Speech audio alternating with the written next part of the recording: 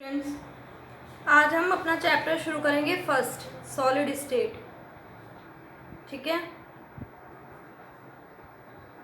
Basic chapter है। अगर आपका इमेजिनेशन पावर ठीक है अच्छा है तो आप इस चैप्टर को बहुत अच्छे से समझ सकते हो और क्वेश्चन सॉल्व आसानी से कर सकते हो। किसी भी मैटर के 3 स्टेट होती हैं। ठीक है, आपने पढ़ी हैं प्रीवियस कॉलेज में कौन कौन सी। एक तो होती है सॉलिड, लिक्विड और गैस।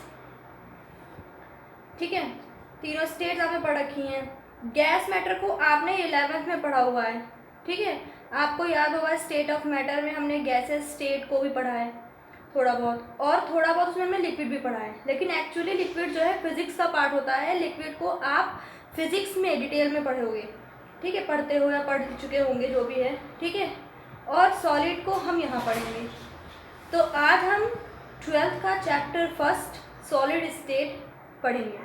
तो अब हम लोग क्या करेंगे, शुरू करते हैं। तो खास बात क्या होती है इस चैप्टर की, सॉलिड की अगर आप लोग डिफाइन करना चाहते हो तो कैसे करोगे बताओ सॉलिड कि सॉलिड क्या होता है। ठीक है, तो बेसिकली क्या है solid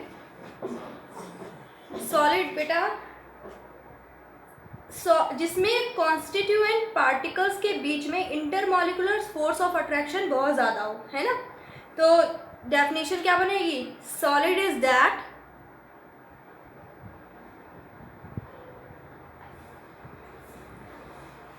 state of matter in which constituent particles are bonded with strong force of attraction। Clear? ठीक है, जिसमें कांस्टेंट पार्टिकल्स के बीच में इंटरमॉलिक्यूलर फोर्स बहुत अच्छा हो उसे हम सॉलिड कहते हैं। प्रॉपर्टीज आपने पहले भी पढ़ी हुई है, मैं बता रही हूँ सिर्फ बोल के कि शेप नंबर 1 क्या था, शेप, साइज एंड वॉल्यूम कैसा होगा, डेफिनिट। ठीक है, सेकंड क्या था, कंप्रेसिबिलिटी लो। ठीक है, बहुत कम होती है, लगभग ना के बराबर, क्योंकि इसमें फोर्स ऑफ अट्रैक्शन बहुत ज़्यादा होता है तो पार्टिकल बहुत पास होते हैं इस वजह से। ठीक है, थर्ड क्या है, फ्लेक्सिबिलिटी कैसी होगी, लो। और फोर्थ क्या है, डिफ्यूजन भी होगा लो। आपको पता है ये डिफ्यूज, क्योंकि पार्टिकल्स पास होते हैं इसलिए डिफ्यूज जो है बहुत लो होता है और फ्लेक्सिबिलिटी भी बहुत लो होती है। ठीक है, एक है मेल्टिंग और बॉइलिंग पॉइंट हाई। ठीक है, अगर मान लो हम कोई सॉलिड है तो उसको अगर हम मेल्ट कर रहे हैं तो जो है क्या होगा, उसका मेल्टिंग पॉइंट बहुत हाई होगा, तभी जाके वो मेल्ट होगा। और बॉइलिंग पॉइंट पहले उसे मेल्ट करेंगे फिर उसको बॉयल करेंगे तो बॉइलिंग पॉइंट तो और हाई होगा। तो इस तरीके से। ठीक है, और 6 क्या है, they are good conductor of electricity of and heat. ठीक है, ये क्या है, बहुत अच्छा कंडक्टर होता है, गुड कंडक्टर होता है इलेक्ट्रिसिटी और हीट का। अब तक हमने देखा प्रीवियस नॉलेज को। ठीक है, रिवीजन किया हमने 12th।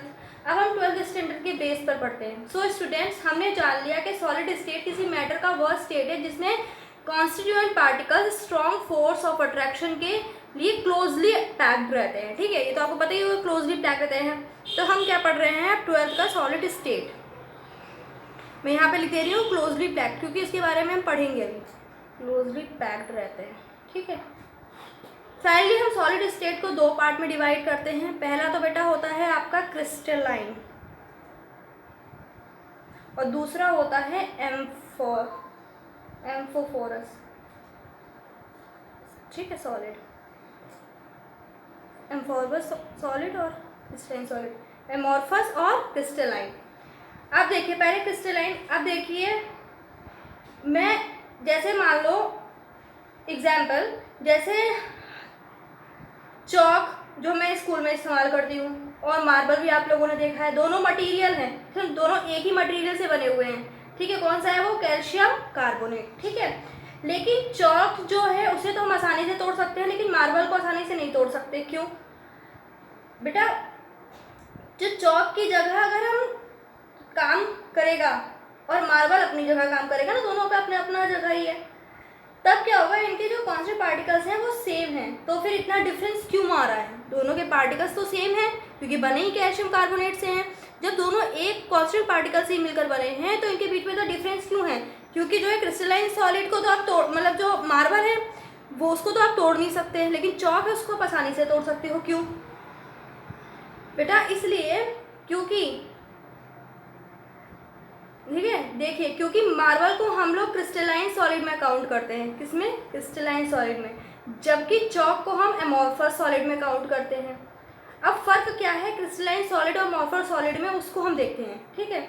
सबसे पहला क्या है इनका? Regular arrangement of constituent particle of long range, ठीक है। अब यहाँ देखो, रेगुलर अरेंजमेंट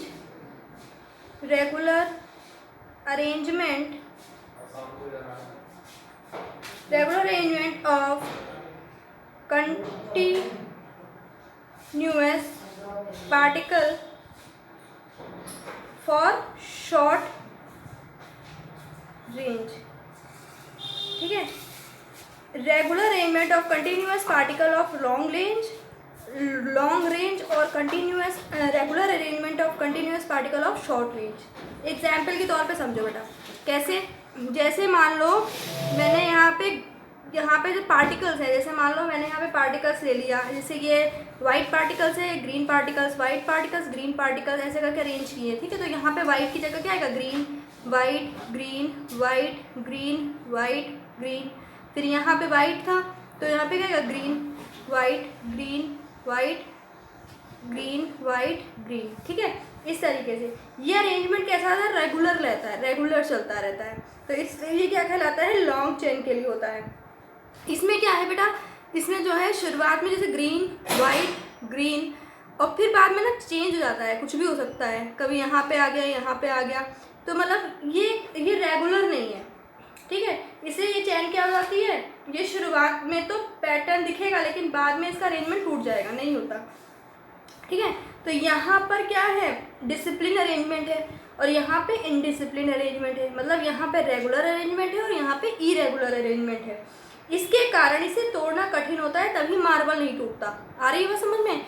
और इसमें जो है इरेगुलर अरेंजमेंट रहता है, इसलिए चौक आसानी से टूट जाती है। क्लियर हो गया? अब जो है सेकंड पॉइंट क्या है? Crystalline solid are called true solid कहते हैं हम इसे, ठीक है। और इसे क्या कहते हैं बेटा? हम इसे कहते हैं, इसे ट्रू सॉलिड नहीं कहते, इसे कहते हैं हम सूडो सॉलिड, या फिर इसे हम एक नाम से और जानते हैं, वो होता है सुपर कूल्ड लिक्विड। आ रही बात समझ में? Super cooled liquid. अब बेटा देखो, इन्हें हम ट्रू सॉलिड के नाम से जानते हैं।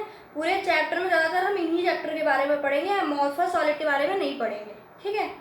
और इधर क्या है? जो होता है, क्या नाम है इधर, इसे क्या कहते हैं? एमॉर्फस को सूडो सॉलिड कहते हैं, और इसे हम सॉलिड सुपर कूल्ड भी कहते हैं, जिसमें ग्लास आता है, ठीक है।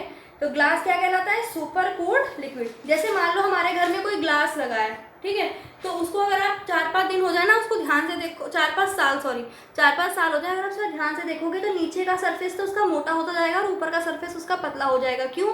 क्योंकि वो क्या होता है, वो धीरे धीरे पिघलता हुआ नीचे की साइड वो एकत्र हो जाता है, ठीक है। और वहाँ होने के बाद क्या होगा? वो जैसे ही एकत्र हो जाएगा तो ऊपर का हिस्सा पतला और नीचे ठस हो जाएगा, मोटा हो जाएगा नीचे की साइड में, इसीलिए उसे कहते हैं सुपर कूल्ड लिक्विड।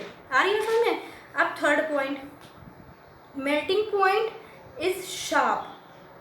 और ये क्या है? Melting point in range of temperature, range of temperature मतलब ये है, शार्प का मतलब ये है कि अगर इसका एक डिसाइड है कि अगर इसका जो है 120 डिग्री पे मेल्ट होगा तो 120 डिग्री पे ही मेल्ट होगा, इससे एक पॉइंट ऊपर एक पॉइंट नीचे नहीं जाएगा, ठीक है। और इसमें क्या है, जैसे मान लो 100 पे बॉयल होता है, ठीक है, तो 100 पे बॉयल होता है, तो अगर मान लो स्टार्ट हुआ बॉयल होना और पूरी बॉइलिंग पॉइंट जब निकाला, पूरा बॉयल होकर वो अपनी आकृति जब पूरी खो देता है, वो कौन सा है 20।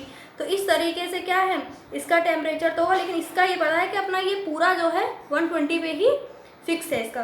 तो इसका मतलब समझ में आ रहा है, अगर ये टेम्परेचर है तो इसमें जो है मेल्ट हो जाएगा और इसमें नहीं। क्लियर। अब क्या है, ये है फोर्थ पॉइंट, ये भी पॉइंट बहुत इंपॉर्टेंट है। और द थर्ड पॉइंट है दे क्रिस्टलाइन सॉलिड कैसे होंगे, ये एनआइसोट्रॉपिक, कैसे होंगे ये एनआइसोट्रॉपिक इन नेचर, और ये कैसे होंगे आइसोट्रॉपिक नेचर के होंगे। क्लियर हो गया, ये आइसोट्रॉपिक नेचर के हैं, ये एनआइसोट्रॉपिक नेचर के हैं। कैसे, पहली बात हमें पता होना चाहिए एनआइसोट्रॉपिक और आइसोट्रॉपिक मतलब क्या होगा, चेंजेस कैसे होगा। तो यही ना कि एनआइसोट्रॉपिक मीन्स होता है बेटा different physical property in different direction, मतलब इसमें डिफरेंट डायरेक्शंस में जाएंगे तो डिफरेंट हमें प्रॉपर्टीज मिलेगी, लेकिन अगर हम इसमें डिफरेंट डायरेक्शन में जाएंगे तो हमें सेम प्रॉपर्टीज मिलेगी। क्लियर हो गई बात। इसमें जो एग्जाम्पल है, जैसे बेटा हम किसकी पढ़ेंगे, NaCl है, क्वाड है, KCl है, ठीक है, ZnS है और CaF2 है, एक्सेट्रा, ये बहुत सारे हैं एग्जाम्पल। और इसमें कौन कौन से हैं, जैसे रबर है, ग्लास है, प्लास्टिक है, ठीक है, जैसे टब वब होता है वो। तो इस तरीके से क्या है, इसके एग्जाम्पल है। इतना तो आपको उसमें है पढ़ना है, मतलब सॉलिड स्टेट के 2 पॉइंट। अब हम मैंने आपको बताया कि हम किसके बारे में पढ़ेंगे, ट्रू सॉलिड के बारे में। वो कौन सा है, क्रिस्टलाइन सॉलिड। तो हम पढ़ेंगे टाइप्स ऑफ, मैं सिर्फ बता रही हूँ आपको कि कितने टाइप्स के हो गए क्रिस्टलाइन सॉलिड। क्रिस्टलाइन सॉलिड बेटा होते हैं 4 टाइप के, ठीक है। कौन कौन से, एक तो होता है आयनिक, एक होता है मेटालिक सॉलिड, एक होता है कोवैलेंट और एक होता है मॉलिक्यूलर सॉलिड। क्लियर, ये 4 होते हैं। अब हम क्या करेंगे, यहाँ तक तो आपका जो है क्रिस्टलाइन सॉलिड कितने टाइप्स के होते हैं वो हो गए, और आपका वो जो सॉलिड है वो कितने टाइप्स के हो गए वो हो गए। अब हम नेक्स्ट वीडियो में पढ़ेंगे Bragg's equation. Clear, okay, bye.